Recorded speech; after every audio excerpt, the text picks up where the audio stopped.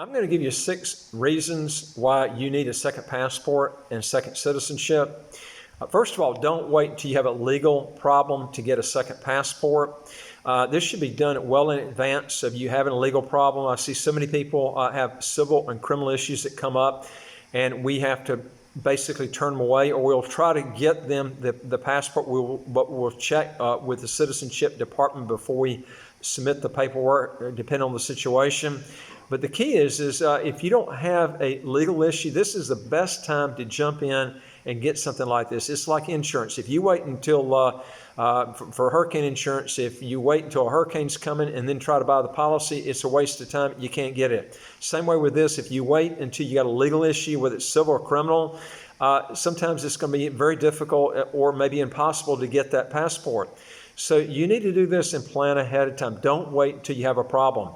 Now, in this video, I'm going to actually give you 6 big advantages of getting a second citizenship and a second passport.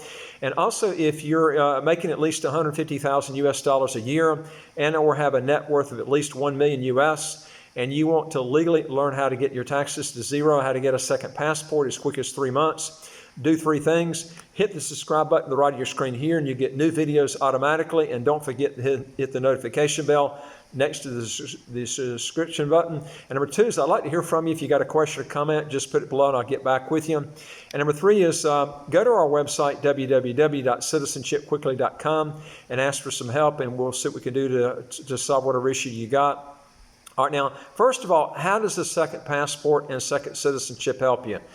Well, let's look at 6 reasons. Number 1 is by getting a second passport and a second citizenship, you'll now have the availability to cut back on your taxes dramatically, and it can actually give you an extra cut of protection if you have a problem in your home country that comes up later.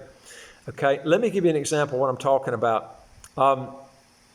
If you decide you want to go overseas and you want to work, let's say in a country like St. Kitts, you can go to St. Kitts and not have the passport. It's a lot more difficult to work. In some businesses, you can't work at all because only citizens can work in those fields. So to get in a business, in any business at all, if you have that second passport, you can do that because you have all the rights that a regular citizen does. You just can't run for public office. That's the only exception. Now, so if you want to qualify for the overseas exclusion, and get a business in St. Kitts, having that second passport makes it easier for you to do that. And then there's no income tax in St. Kitts. So, you have that foreign overseas exclusion if you're still a U.S. citizen. So up to a certain amount, depending on what year you actually file it, you can save a tremendous amount in income taxes. Now, if you relinquish your U.S. citizenship, that's a whole different ball of wax. You can determine your tax status because of where you choose to live, not based on citizenship. Now, if you're from Canada, Australia, or another high tax country that taxes based on residency, then you need to de-tax yourself residency-wise from that high tax country. And then you can go to a place like St. Kitts and then be able to get in a business that maybe normally you couldn't get into because you're not a citizen. And now you've saved a tremendous amount of taxes because there's no income tax in St. Kitts or Nevis. Now, number 2 is a second passport can also give you the freedom to travel to countries that your current passport will not provide. Let me give you an example. The U.S. has got it's not at the very top as far as the top best passports as far as visa-free travel, but it is pretty far up there. But there's a lot of countries or several countries that St. Kitts has that you can go to visa-free that you can't with the U.S. passport. Let me give you an example. Russia and China are 2. And China right now has more billionaires, self-made billionaires, than the U.S. does. In fact, it has more self-made billionaires than any country in the world now. I said self-made, not people that inherited the money. But you're going to see China overtake the U.S. eventually. But there's a huge opportunity, more so in China than the U.S. in the future. And by traveling to China visa-free, man, it can make a big difference in your business opportunities by being able to do that. Russia's another good big powerhouse with a lot of commodities there. So you can go there visa-free too with the St. Kitts passport. You can't with the U.S. And there are also other countries too. These are just 2 big examples there. And also number 3 is a second citizenship can actually keep you from being extradited to another country if you have serious legal problems, since most countries don't extradite their citizens, even if there's an extradition treaty in place with that other country, because most extradition treaties have clauses excluding citizens from being extradited. Now, every country is different, but most countries don't extradite their citizens, even if there's an extradition treaty in place. Now, let me give you an example of what I'm talking about here, too. I'll bring this example with Carlos Ghosn. You probably remember him. He was the guy that got in trouble in Japan.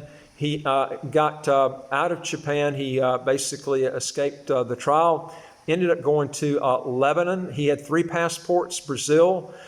He had a French passport and a Lebanese passport. He chose Lebanon, which was a smart choice, because Lebanon doesn't have an extradition treaty with Japan, and he's also a citizen. So he had a double whammy by getting choosing that country to go to for his escape.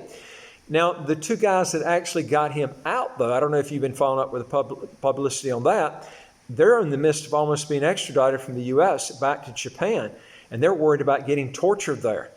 And this is, and I think they're going to end up being extradited back. And here's a guy, Carlos Ghosn, that did his homework. These other guys didn't do their homework. This is the difference between doing things ahead of time and not waiting until you got a problem. And number 4 is having a second citizenship and passport can also save your life, since a lot of citizenship countries that we deal in are very neutral in their political beliefs and not angering other countries. Now, it's widely known that Middle Eastern fanatics don't typically like U.S. citizens. There's some that have been actually kidnapped and murdered, only because their citizenship is the U.S. or even Britain. They've had the same problem in the U.K. there.